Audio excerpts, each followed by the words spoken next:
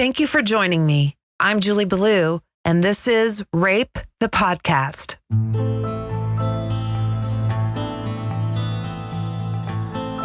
Springfield, Missouri, of course, wasn't the only town featured in the CNN expose Destroyed: How the Trashing of Rape Kits Failed Victims and Jeopardizes Public Safety. Springfield wasn't the only community whose police chief had to make a public apology. There were apologies from Lampere, Michigan's police. They said, "We acknowledge that in the past some kits were destroyed before all possible legal steps had been exhausted, and we apologize for this. That will no longer be the case. We view these issues as a high priority for our community and will be following the policies required by state law." But things have changed around many of the police departments. The Elkton Police Department in Maryland did not respond to CNN's request for comment. The Monroe Police Department out of Louisiana couldn't take responsibility for anything that happened because they have a new police chief in town. However, after being informed of this matter, Chief Eugene Ellis is reviewing all procedures regarding rape kits to ensure that they're in compliance with all federal, state, and local laws for rape kits. The article prompted change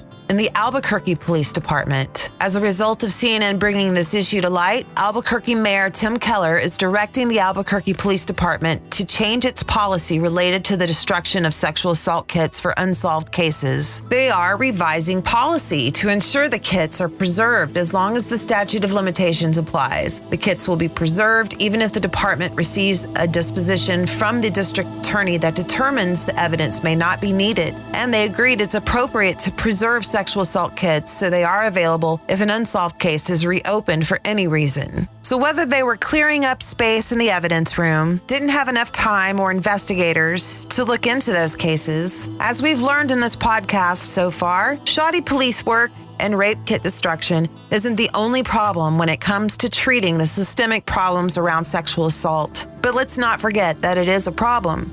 And it contributes to perpetrators thinking that they can and will get away with sexual assault. We need to approach this, or maybe attack is a better word. Let's attack sexual assault.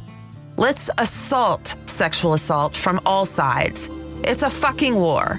We're pissed, we're tired of carrying the load, and we need to know that our people can and will help us out, whether we're talking about a rape that just happened or even if it happened over 30 years ago. It seems like a fixable problem, doesn't it?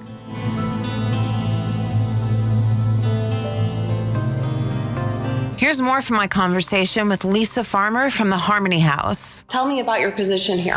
Well, I'm executive director, so I have been here for about 6 years, and I oversee the management, day-to-day running of the organization. And it's a huge organization. What is the history of the Harmony House? So we've been around for about 43 years. We were established in 1976. We were the first domestic violence shelter in Missouri, and today we're the largest domestic violence shelter. And we're much more than a shelter, an emergency shelter today. We are really a comprehensive domestic violence organization.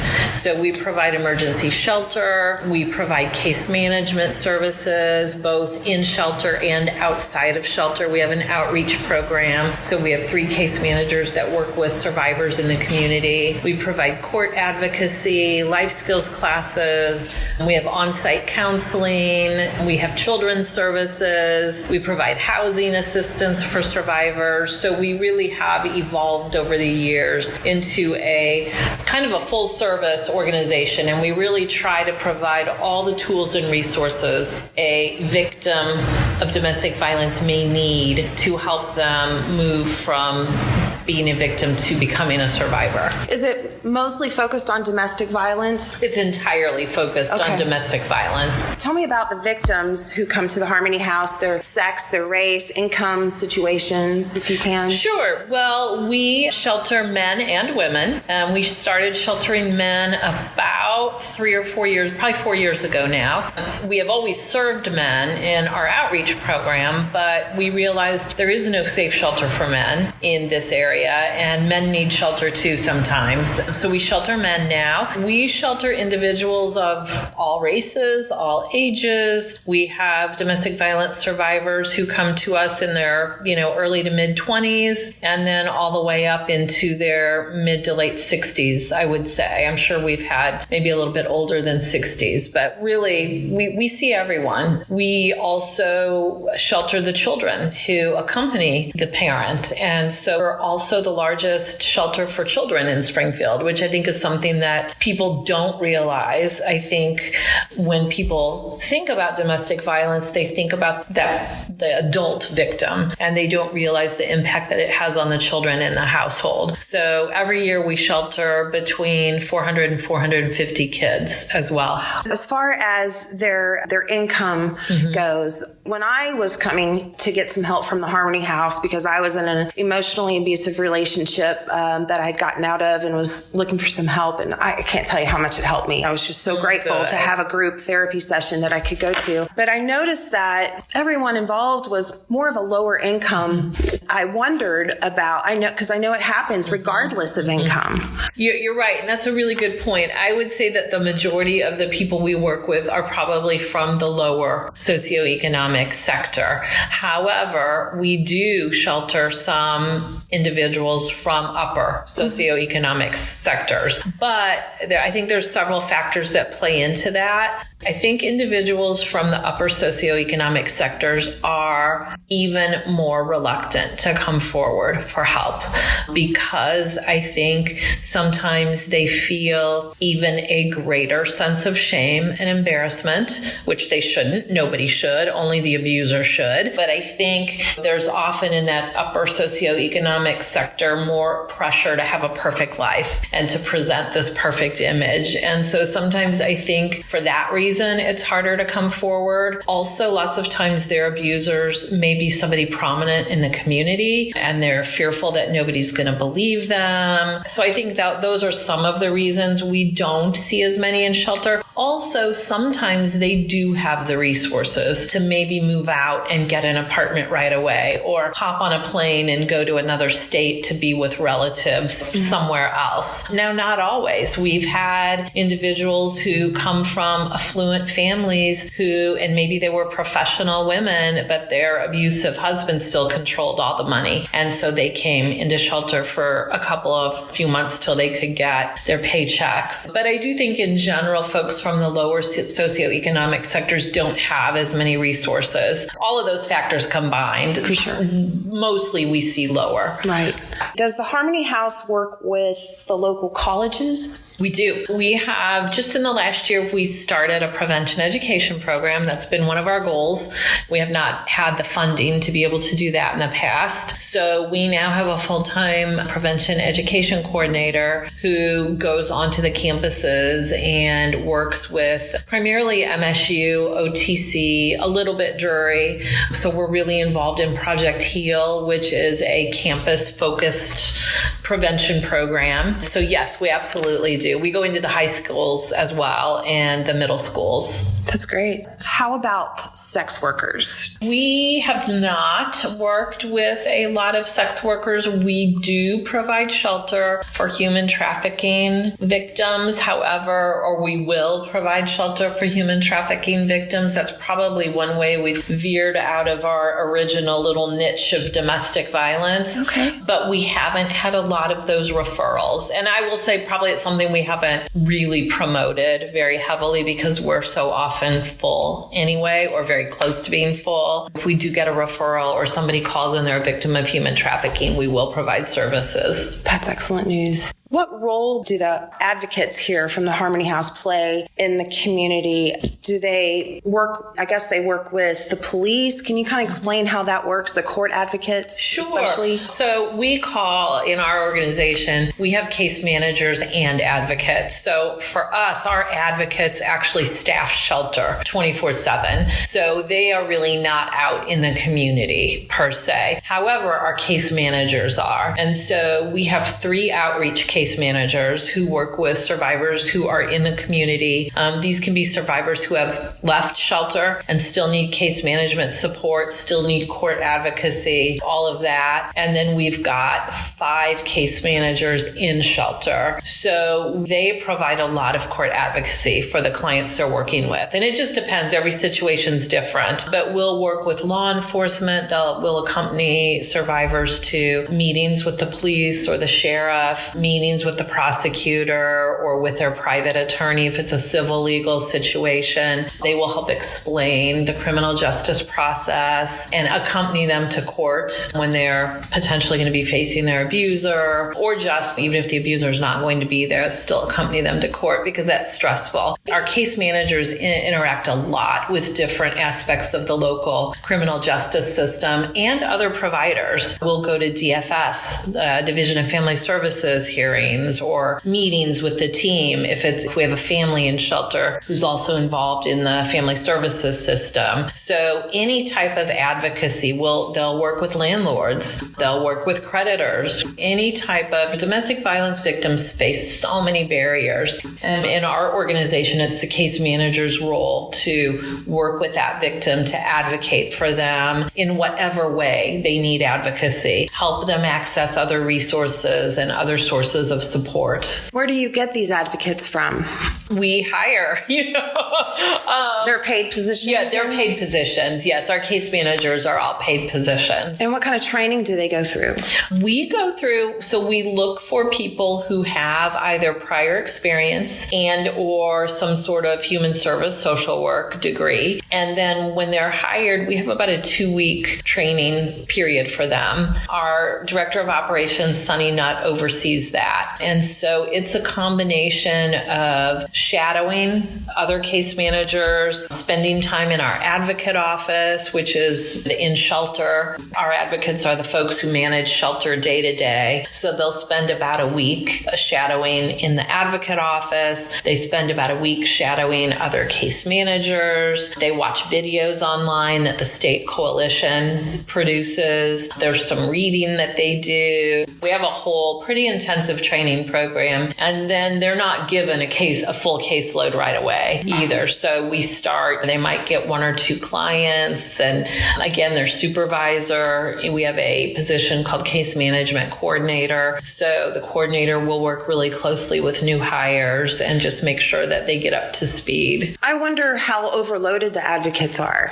Do you have enough? Do we have enough advocates? There is a growing need for, not everyone needs shelter. Not everybody wants to come into shelter, but they need that support and that advocacy. So we had hoped to hire another outreach coordinator this year, but our VOCA grant did not get increased the way we hoped. So we weren't able to do that. So we definitely need another outreach case manager. We are okay with our in-shelter case managers, but caseloads are getting full. Yeah. So, yeah. Would you say that there's an increase in people coming to you for help because they feel more comfortable or they're aware that you exist, or maybe there's more domestic violence now? What's your take on that? So this is really interesting. Our shelter numbers have increased dramatically every year for about the last 10 years. However, in 2019, we actually sheltered 10 fewer people than we did in 2018, which was amazing. That we've seen our numbers just go up. And so last year they actually decreased a tiny little bit. I don't know if that's because the Family Justice Center is around now. And so people are able to access services a little earlier and get a lot of really comprehensive help over there. And so maybe that's why we saw a little dip. I don't know if this is the beginning of a trend, which I really hope it is, or if it's just a blip. But I will tell you, one of the reasons we feel busier in shelter is because now the problems that people bring with them are so much more severe. Over the last 2 or 3 years, we've seen so many more problems with mental health issues and substance abuse issues. And that's something that our community as a whole is experiencing. So we're just a microcosm of what our community is going through with opioids and meth. And as you probably know, one of the ways abusers control their victims is to force force them to abuse drugs and alcohol. Often, not always, but often. And there's a very high correlation between domestic violence and substance use disorders. And I always say it's for several reasons. Sometimes it's because victims self-medicate, which honestly, who wouldn't? If that's how you can cope with with what you're going through, I understand that. So sometimes it's self-medication, sometimes it's their abuser forces them to abuse and they become addicted. Sometimes it's just not great life choices. But that has definitely put a strain on our staff, the mental health issues and the substance use. I'm sure.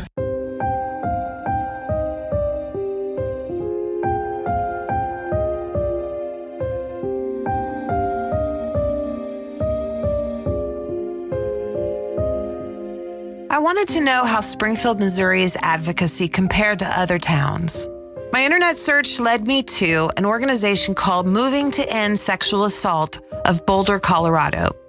I'm talking with Janine Deanabal, who works with Moving to End Sexual Assault. It's out of Boulder, Colorado. What exactly is your position with this group, and what do you guys do there? I am director since 1999, so 21 years now, and we are the Sexual Violence Resource Center that serves Boulder County, Colorado. So we provide services to sexual assault survivors as well as prevention education. So you're basically a victim center. Yeah, not only for victims, but to actually educate the community as well. Oh, well, that's very important. I'm really glad to hear that. How do you go out to the community to educate? You go to the universities, the public schools? Where are you found? Yeah, we mainly focus on the schools, so in middle schools and high schools throughout the county. And then we also do education to community groups. So that could be churches, it could be, we've done training with gyms, in yoga studios, in sports teams, any and all community groups that will have us. That's great. Do they reach out to you most of the time, or do you have to go to them, I wonder? Yeah, a lot of the time they reach out to us. That's great because we want people who are engaged and open, and we're not beating down the doors, but they're coming and saying, we want this. Great. Do you also work with law enforcement? We do. Largely, we have provided training to them as well about how to work most effectively with victims of sexual assault. And we also work with them collaboratively in terms of helping victims make reports to police. So we can be a confidential advocate that's present for them during that interview process. Now, I've heard the idea tossed around in Springfield, and we may already be doing it or trying to anyway. When someone reports a rape, they're assigned an advocate who would then stick with them through the interview process, through the rape kit, and all of that. Is that similar to something you would do? There's a difference between a public advocate and a private advocate. So if they're assigned an advocate, I'm not sure if that is something that is assigned out of the police department when they make a report. And if that's the case, those are what's called public advocates, meaning they're not confidential. So whereas my group, we're a confidential advocate that is not part of the police department. So I don't know what you're referring to from your end, but the difference is important. Right? Yeah. Because, it's very important, and sometimes people don't know which is which. Well, I'll have to find out how we handle that here, because that information, not confidential, terrifies me, really. Right. That can be traumatizing in and of itself. What is your relationship like then with the police department there? Well, yeah, it's a great question. I mean, we're fortunate in our county that I would say for the most part our relationships are good. And what I mean by that is that they will call us and they will work with us in supporting a victim and making sure that the person gets help and support they need. No county is perfect, and there's no law enforcement department or any department is perfect, right? So we've certainly had times where we haven't necessarily, agreed on everything or every approach, but for the most part, our relationship is pretty good and collaborative. Do you feel like you have to sometimes tiptoe around or just be very careful with what words you say dealing with egos and that kind of thing? Or I don't know. The good old boy attitude, does that come about? Do you see that often anymore? Or attitudes really changing? I guess that's my main question. Yeah, it's a good question. I mean, I think that we're getting better in terms of the attitudes, and especially at least where we are in Boulder County. I wouldn't say that we encounter as much as the good old boy, but that said, there's still pervasive in our culture is victim blaming and being judgmental or talking in a way that's not sensitive to victims. And I think I see that probably more than anything. So I think people want to try to do a good job on these cases. Law enforcement's no exception. Sometimes they lack the training because they're never trained on how to do this. And when I say do this, help sexual assault survivors, interview sexual assault survivors. They don't get this training in the academy. So, you're relying on somebody's instincts, and some people's instincts are better than others. Yeah. I know that's tough. What do you have, like a speech or something that you say to someone who you feel like it just isn't getting it? If you're trying to get across the idea of having empathy and for trauma victims, is there something that you would say? Yeah, I think the way we approach it is, especially when we're working with law enforcement, is law enforcement wants to get the best evidence and the best information possible, right? They want to be supportive and they want to help get offenders, I think. And right. So I think the way we approach it is, what are the skills and tools that can help you be most effective to get the information that you want to get? Because we know that there's things that help an investigation in terms of working with victims, and there's things that hurt an investigation. For instance, right? If someone is pressing someone right after something occurs to say, tell me everything you remember and go into detail about X, Y, and Z, that person might be still in a state of acute shock after something like a sexual assault. So they may not be able to process and really recall the information in a narrative, chronological fashion, right?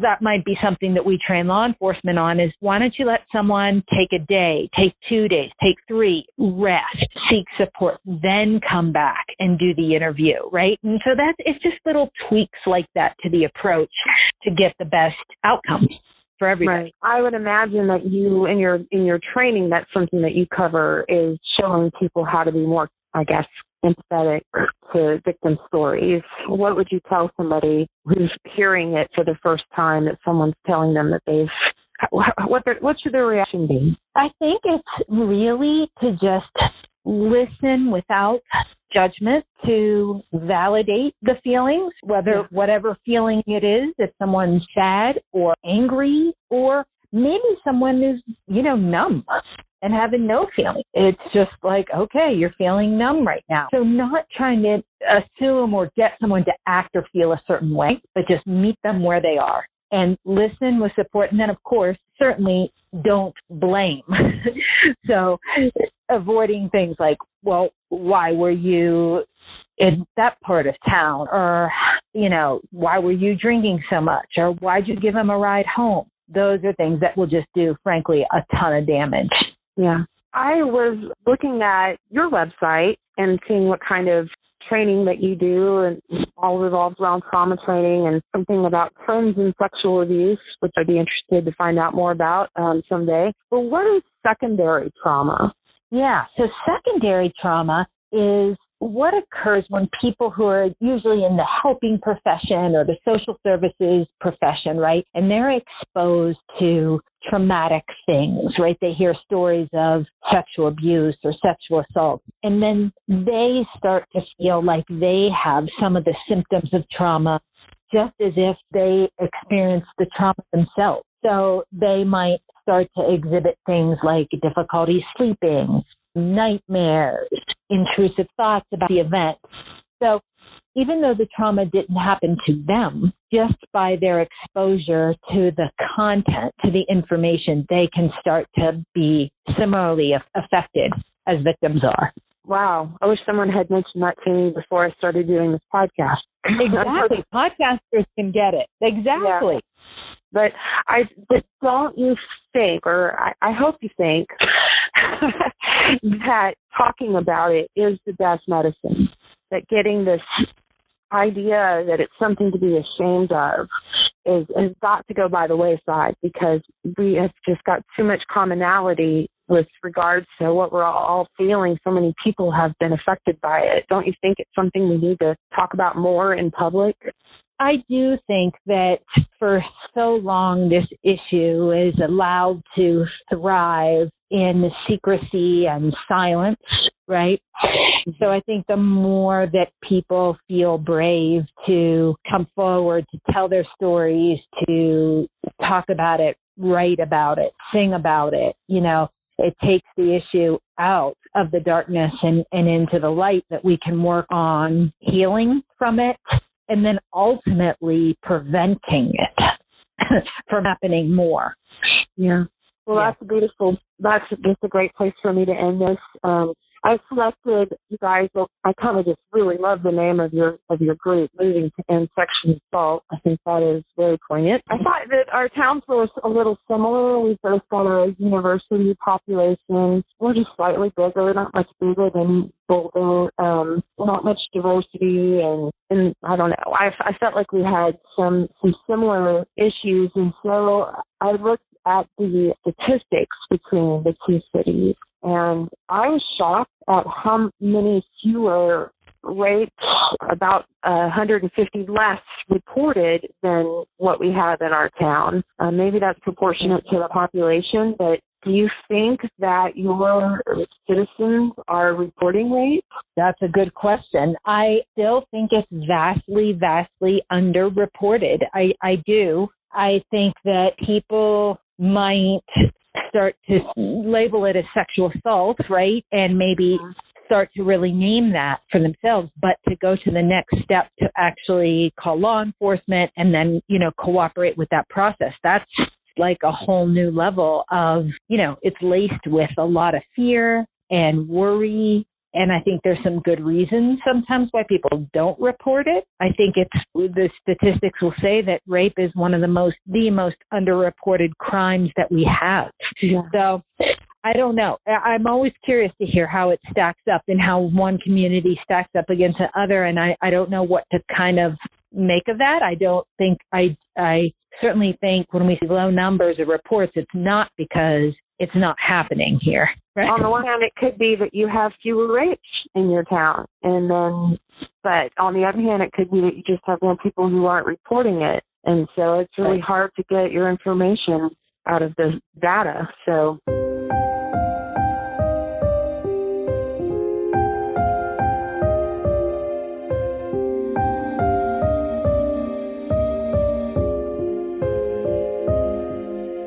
We have to consider the society that we live in. We need a safe place to land after returning from trauma. Many times we want to be able to tell our parents. I don't know about you. I think that most people actually might like their mothers, but I never did. At the time I experienced rape, the very last person I would have told, and to this day, the very last person I want to know about it is my mother. But we as a community can't control how people parent their kids, but we can support parents, or at least support the adults who are in a child's life. It starts there. Parents need to have access to affordable housing, maternity leave. Employers need to allow parents to take off work if a child is sick, or even if they just need to volunteer at a bake sale. Businesses can make it easier for parents to bring children to work if necessary, because we all know that sometimes that's necessary. This is where we start. Organizations that support families need our help. Before a child becomes a victim, they need to know that they matter and that they are loved and that they have a support system if anything should happen to them before a child becomes a victim. Here's a conversation that I had with a parent of a rape victim. Hi, Julie. My name is Megan. Nice to meet you. I actually started to listen to your podcast on my way home from work today, so It's very, very interesting. My husband found it yesterday, so. Okay. Well, I'm so glad you did, and glad that it's encouraging people to speak and talk about their stories and desensitize the subject a little bit so people find it easier to talk about with others. Because it's happened to so many people, and we don't talk about it. Yeah. I'm a medical assistant in women's health, so I hear it. Where do you want to start with the story? You are talking about your daughter. How old is she, if you don't mind me asking? If there's anything you don't want to answer, you can So she just turned 21 this August. This happened November 10th of 2017. So she had just barely turned 18. And does she mind you talking about it? No, she doesn't mind you talking about it. Okay. Well, that's really interesting and good to hear that she's being open about what happened to her To get there, so. Oh, yeah, I'm sure it's taken a lot of work. What was the situation? How did that all come about for her? Well, to kind of give a little bit of backstory, she was your typical teenager at 16 and at 17, rebellious. In the summer for her senior year, she was hanging out with, actually, the perpetrator and his best friend. And we'd always said to her, we want to meet the people that you hang out with, especially these days where kids meet each other off through social media. And so it's not like they grew up with them and went to their junior high or went to their high school. And so we wanted to meet these people. And of course kids are like, yeah, whatever. And she had a rebellious time. She had a Finsta, you know, that like a fake Instagram. I'll pretend like I know what that is. So like a fake Instagram. So they call it a Finsta. I didn't know what it was before then either, so I'm not sure. Okay.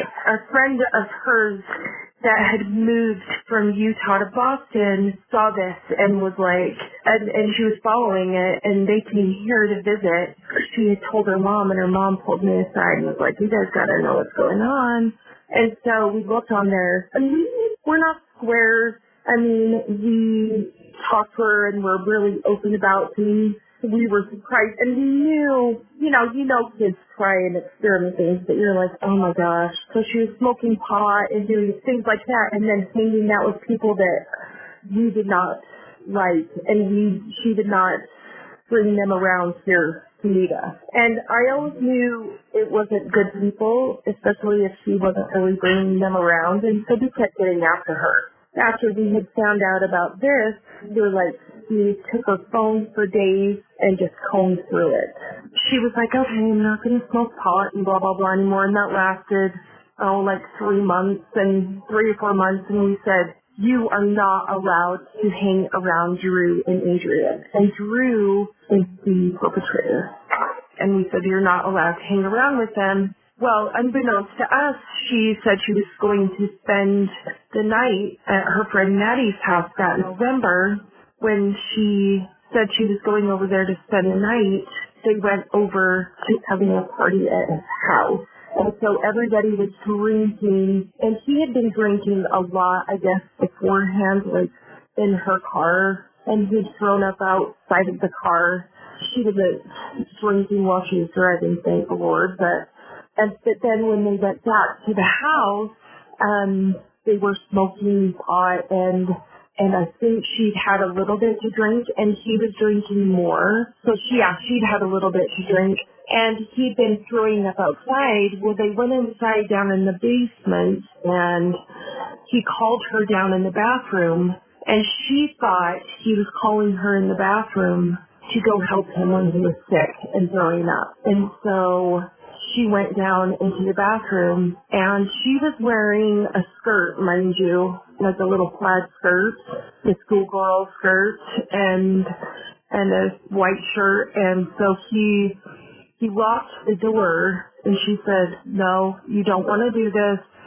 Don't do this. Nothing good will come of it. is what she told me she told. So she absolutely made it clear under no circumstances was she going to She made it clear to him. Yeah. Do not do this. Nothing good will come of it. He then he put like his knee between her, and he pushed her up against the sink. And he put his knee, I think, between her legs. He tried to vaginally penetrate her face, and she was able to move. And then he pushed her down and held her arms and her hands, and he pulled her head up so she had to watch in the mirror. Yeah. And then he sodomized her for like 15 minutes. 15 minutes. Goodness. Yeah. So you found this out from looking at her social media, or she came clean up? No. So how we found out about this was the reason we had banned her from hanging out with them because she was working and they used her for a ride or for money to buy pot and things like that. So that's where we were like, you can't hang out with him, things like that. So that's why we had no idea she had hung out with him at all and gone to that party or anything. I knew she had suffered from like depression and anxiety. I work in women's health at an OBGYN, and we do behavioral health there and have providers that just do that. And so I was that mom, trying to help her because you notice a change that you don't know. You think it's just kind of the fluctuation of hormones or the beginning of the school year, you're not sure. Her behavior, we noticed, starts changing. And then January 3rd of 18, she got a DUI for marijuana. That's a fun call to the parents. I talked to her on the phone right before she got arrested. Like right before. I just, when you get that, I had that parent kind of and I called her and she's like, and I could tell she was really messed up. And it was not alcohol. She had been dabbing from a dab rig for marijuana. She got arrested, and at like 11:30 that night, she called and was just crying and was so upset, and we were just going, what the hell happened? Like, where did this come from? And so we were, of course, pissed off parents, and she spent the night in jail. We wanted her to sit there, but we also the next day wanted to go get her because we wanted to find out what was going on, and we thought we just thought her behavior was just getting more out of control. We've got her out, and the look on her face was just, we've noticed after the assault, she was having night terrors, but we didn't know about the assault yet. And so this all makes sense after. So then we get in the car, and she's like, it's not my fault. And we're like, homie, you're the one that got the DUI. Like, your whole life you just turned 18, like, is basically screwed. What are we going to do, We got home, and my husband had to leave and go to work, and we were exhausted because we'd been up all night, not sleeping, of course, because your kid just turned 18 just to spend the night in jail. He leaves, and her and I go sit on the couch, and I looked at her, and I said, what the fuck is going on, is exactly what I said. I said, what is going on? And she said, you want to know? And I said, yes, what is going on? And she said, I was raped. And I was like, what? And she said, I was raped by Drew. And I was like, what?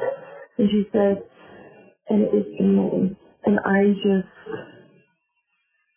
my whole life, I'm so sorry.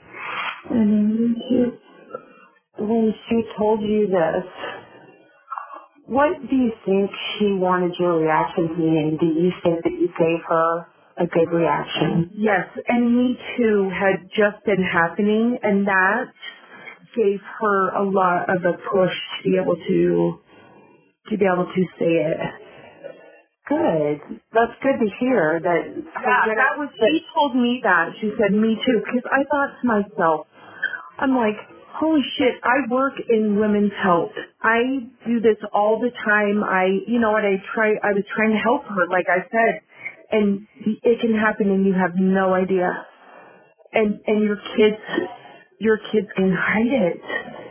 They can hide stuff. I mean, behavior can change, and you know things can change, that you can think it's one thing, but it can really be something else, or it can be all those things.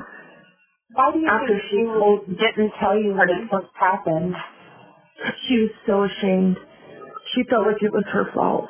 Have you always been really close with her? I've always been super close with her, like really close. She had times where I think she wanted to tell me, but she just felt really ashamed because we had told her not to hang out with him. And she did, and she ended up getting assaulted. But there was other people that were like at the party, so someone recorded a video of it from the outside of the door. Oh no. Some of it. I'm like, just because someone's not screaming no the whole time, doesn't mean that they're not in there just grinning and bearing and just getting through it. Well, or freezing in most cases, Yeah, and so that's what... There was a group of people then that maybe knew what had happened, and... Yeah, they thought they were just having sex in the bathroom, I guess.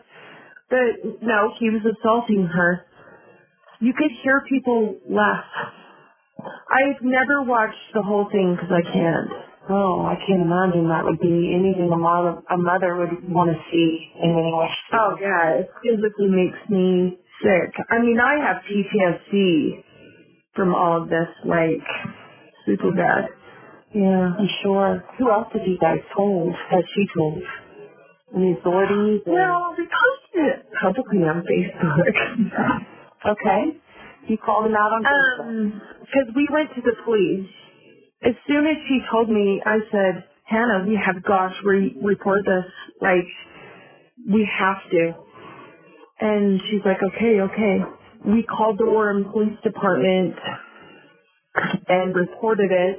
And then a couple of days later, she went in and she had an interview with the detective, but she was 18, so we weren't in there with her, and I so wish we were in there with her. Yeah. Then he interviewed her so bad. Just because now I know so much about, like, when people get interviewed and the way they can say things, that when they tell a story, they can almost say it nonchalantly in a way because they separate themselves from it. She just told us that she told him what happened. I mean, in bits and pieces, she didn't tell us everything right off the bat. She later on told me that he pulled her head up and made her watch, She said he also bit her on the ear and told her, he said, yeah, you wore that skirt, that's why you wanted this. He told her what a piece of shit she was. He totally denies. He says it was consensual. I'm like, I said, because I had messaged him and so did my husband, I'm like, what is consensual about 15 minutes of unprotected dry anal intercourse? No, who would want that? Seriously, She totally got, fissures from it. Yeah. Oh, God. She had to get a colonoscopy because of it. But it's still not enough to prosecute someone because we don't have a rape kit or we don't have DNA evidence, so sorry. What would you like to see happen if you could have the next 2 years produce something for you? What would that be? Well, first and foremost, the most important thing is seeing my child not be like she is just coming out of the, like, it's like that roller coaster coming finally to the top of the hill after 3 years. Because those first days, even those first hours after the first days, she would break down several times. The first year she would break down several times. It was incredibly difficult. she would break down. And that's the hardest thing. So not seeing her so broken and seeing her get more of her power is reward to me. Yeah, I can see that. And so she had a couple of periods where she gone off meds twice. And, you go on that roller coaster, going off, staying on meds, and when they're doing okay, and then just the dive, We just learned a lot, like, not work in a public setting. That was so triggering for her. Incredibly triggering. Because men or what? Yeah, men, just gross. She worked at Walmart. She would throw up at work. She'd have panic attacks, and she just couldn't do it. She couldn't be a cashier. She fought so hard. She just had such horrendous anxiety and PTSD. She could not do it. It's about survival in the beginning. Yeah, that's the toughest part right there when your brain's trying to process what happened to you. And so I think what she does now is probably critical, because if she packs it up and forgets about it, that's going to come back later on. This is my experience. Oh no, she's a feisty sucker. So she's always very vocal about mental health, and she goes to therapy on a weekly basis. And it's helping her. And has a really great relationship with the therapist she's had for almost 2 years. Well, that's great. Oh yeah, that's the big battle there, because it was hard because we had a good therapist. So she went to a therapist and went through EMDR right after. I mean, those parents got her right in, everything, but I don't think she was ready at all. And then we went on the med roller coaster, of going on this and going off. Her therapist now is amazing, and she's had her for about 2 years almost. So did she talk about what happened to her freely then with other people now? Yeah. Or she does? Yeah, she would freely talk about it now. She does freely talk about it. She is a total advocate for that. I mean, she's that person that will post something on Facebook. Even when she posted something publicly with him after it happened when we did, and he called the police on us to have it put down. But they told us we had to take the post down. I was like, whatever. And so we did, because we made it public, and it just went crazy.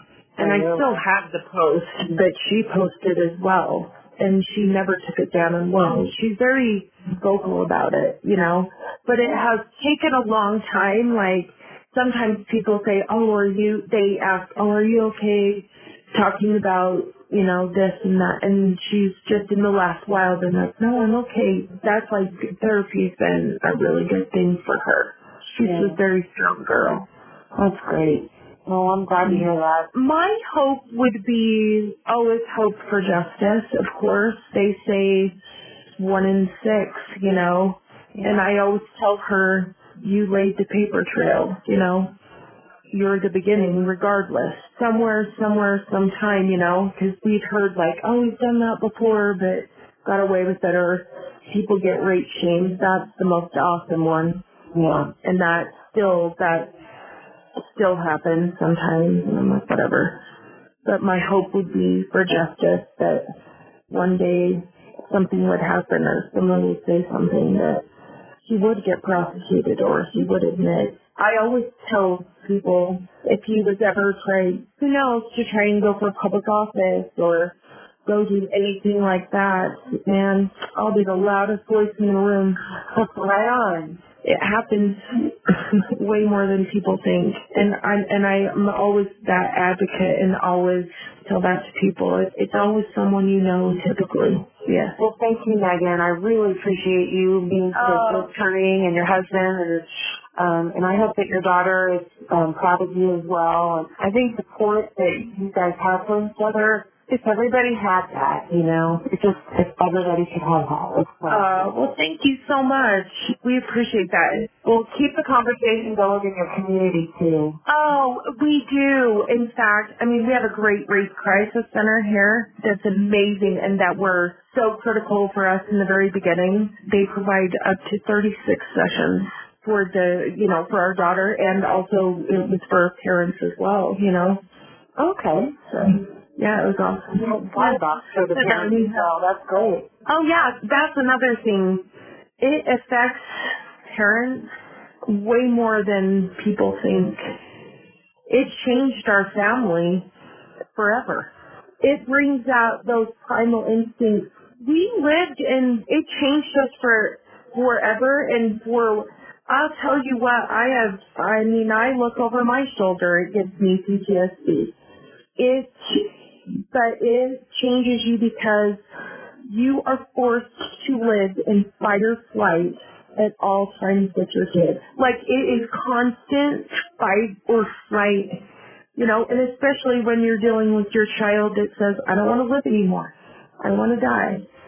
I don't care if I live anymore. Or I've been physically attacked by her when she has, episodes and she doesn't even remember. I've been kicked in the stomach.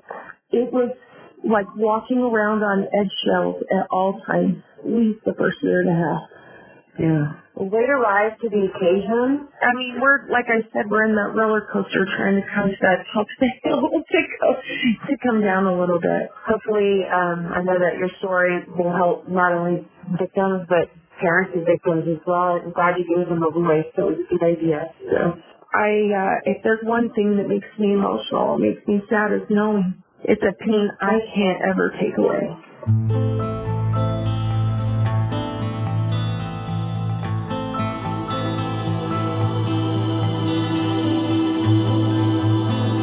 There have been many other ways that I have looked to my community for help in times of trouble. 6 years ago, I was diagnosed with stage 3 breast cancer, and at the time I had just gotten through that marriage and divorce. I was working 3 jobs, going to school full-time, although luckily, when I was diagnosed, I was just graduating and getting my second diploma, because the first diploma didn't work out so well for me. Anyway, different podcast. So I'm living in an apartment with my daughters. I'm selling my plasma, which I couldn't do anymore after I was diagnosed, of course. I am hustling. I had no idea how I was going to make it work, going through cancer treatment, recovering from cancer treatment, paying the bills. It was so overwhelming. Luckily, one in particular organization helped me the most, called Breast Cancer Foundation of the Ozarks. They helped me with my bills for several months, my rent, my car insurance. It just so happened that over the Christmas holidays, I was still going through treatment, and they were so wonderful to get me some gift cards so I could get Christmas presents for my girls. There was another time when I went to Women in Need, which is another great organization from Springfield, Missouri, and they help women in need. So they were able to help me pay some of my taxes that I couldn't afford at the time that I was going through this. So even though I'm not from Springfield, Missouri, it's taken me a long time to call this my home. That is what made this place my home. And I will never forget it. They saved my life. My community saved my life, made my life better. I am 100% positive that my community can help a rape victim in the same way. We've got the people. We've got the resources. We've got the love.